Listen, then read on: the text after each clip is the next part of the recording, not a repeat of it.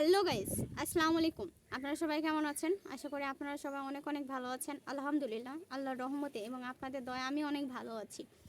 আসলে সামাজিক দায়বদ্ধতা এবং ধর্মীয় দায়বদ্ধতা থেকে যদি কিছু কথা না বলি তাহলে খুব বেশি অন্যায় হয়ে যাবে।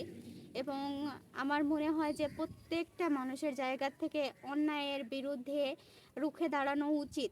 আপনি যদি কথার মাধ্যমে না পারেন তাহলে কাজের মাধ্যমে অন্যায়কে প্রতিহত করেন, এবং প্রতিহত যদি না করতে পারেন তাহলে সেটাকে মনে প্রাণে ঘৃণা করেন।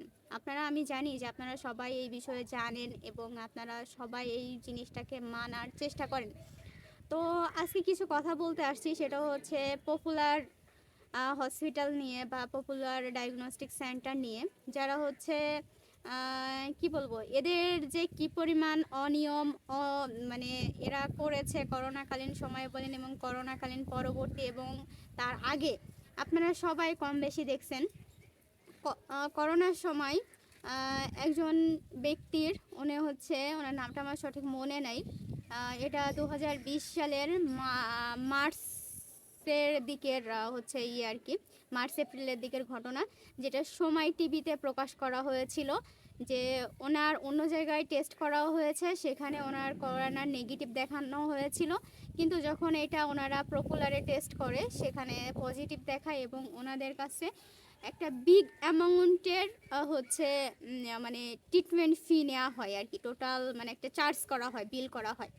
তো তারপরে আরেকটা কাহিনী ছিল, যেটা হচ্ছে ওনারা এক সাংবাদিককে পিটাইছিলেন। সে পিটানোর কাহিনীটা ছিল যে সেই সাংবাদিক, এটাও হচ্ছে সময় টিভিতেই এই নিউজটা কভার করা হয়েছিল, যে ওনাদের এমআরআই মেশিন থেকে ওই পুরো বিল্ডিংয়ে আগুন লেগে গিয়েছিল। তাই এইটার তদন্ত করতে যে ফায়ার সার্ভিস এবং মানে দেখতে যে আগুনের সূত্রপাত কোথা থেকে, সেটা দেখতে যে সাংবাদিকরাও হচ্ছে ওখানে করার চেষ্টা করেন, মানে সংবাদ প্রচার করার জন্য ওনারাও ভিতরে প্রবেশ করার করেন, কিন্তু ওনাদেরকে অনুমতি দেওয়া হয় নাই। উল্টা পপুলার স্টাফরা ওনাকে মারধর করে বের করে দেন। এবং আরও একটা ঘটনা আছে, যে ঘটনাটা হচ্ছে একটা মরদেহ বিল দিতে না পারার কারণে তারা হসপিটালের বাইরে এসে মরদেহটাকে মানে ফালায়ে রাখছিল, যেটা আসলে আমার মনে হয় না যে কোনো বিবেকবান মানুষ এই কাজটা করতে পারে। একটা মানুষের অর্থনৈতিক প্রবলেম হইতেই পারে, একটা মানুষ মারা যাইতেই পারে, কিন্তু তাই বলে একটা মৃত মানুষকে আমরা তো এইভাবে অসম্মান করতে পারি না, তাই না? এটা কোনো কারোরই কোনো রাইট নাই। তো সেখানে যারা এইগুলা প্রতিনিয়ত করে আসতেছে এবং এরকম আরও শত শত অভিযোগ তাদের বিরুদ্ধে, কিন্তু তারপরেও আমি জানি না কেন তাদের বিরুদ্ধে আইনগত ব্যবস্থা নেওয়া হয় নাই, কেন তারা এখনও এইগুলা করে যাচ্ছে। এবং রিসেন্ট যে ঘটনাটা, সেটা হচ্ছে যে কোটা মুভমেন্ট যে ছিল আর কি, মানে কোটা আন্দোলনের যে বিষয়টা ছিল, সেখানে যেহেতু এটা ওখানে পাশেই ছিল, তো অনেক স্টুডেন্ট ওখানে ইমার্জেন্সি অ্যাডমিট হয়েছে, কারো পায়ে গুলি লাগছে, কারো শরীরে গুলি লাগছে, কে আরও হয়তো বা হাত ভেঙে গেছে, কারো পা ভেঙে গেছে, কারো হয়তো কেটে গেছে, ছিঁড়ে গেছে। তো এই ইমার্জেন্সি যে এখানেও তারা এমন পরিমাণে বাণিজ্য করছে, সেটা আপনারা বিভিন্ন টিভি এবং মিডিয়ার মাধ্যমে দেখেছেন, আমি জানি। তো আমি বুঝতে পারি না যে এত অনিয়ম করার পরও একটা হসপিটাল কেমনে মানে টিকে থাকতে পারে। আসলে এদের খুঁটির জোরটা কোথায় আমার জানা নাই। আপনাদের যদি কারো জানা থাকে তাহলে কমেন্টে জানাবেন, আশা করি।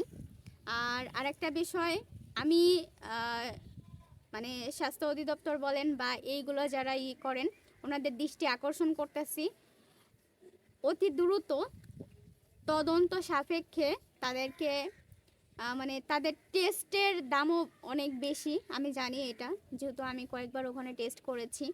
এবং অন্যান্য জায়গার থেকে পপুলারের ট্রিটমেন্ট ব্যয়, টেস্ট সব কিছুই বেশি এক্সপেন্সিভ।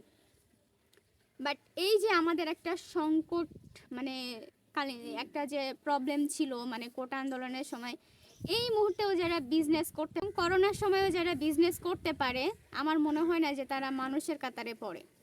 তো আশা করব এটা সঠিক তদন্তের মাধ্যমে এটার সুষ্ঠু একটা সমাধান করা হোক, এবং কোনো প্রতিষ্ঠানই যেন গলা কাটা বাণিজ্য না করতে পারে। এবং সব কিছুই যেন সুষ্ঠু এবং সুন্দরভাবে চলে এবং সব কিছু যেন নিয়ন্ত্রণে থাকে, কেউ যেন দুর্নীতি অনিয়মের মধ্যে জড়াতে না পারে।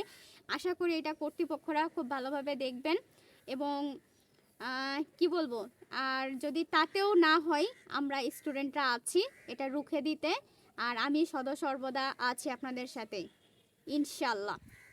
তো এতক্ষণ যারা ধৈর্য ধরে আমার ভিডিওটা দেখছেন তাদেরকে অসংখ্য অসংখ্য ধন্যবাদ। আশা করি আপনারা সবসময় ন্যায়ের সাথে থাকবেন এবং যেখানে অন্যায় দেখবেন সেখানেই প্রতিহত করার চেষ্টা করবেন। আসসালামু আলাইকুম।